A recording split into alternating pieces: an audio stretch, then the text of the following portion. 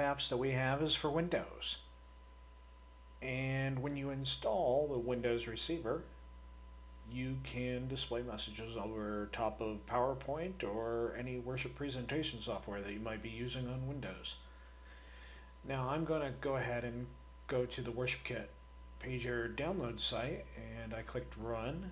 I'm going to run it anyway after Smart Screen stops me. The app is signed. It will run and appear down here in the system tray. And after a moment, the window will pop up.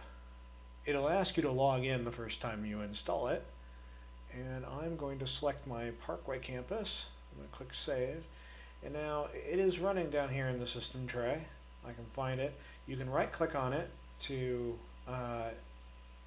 pop open the window for settings, or you can log out, or you can exit. I'm going to close that one. Okay, so it's running, and now I can send a message from my browser, and it'll appear on top of whatever's showing. If you're running PowerPoint, it'll run on top of that.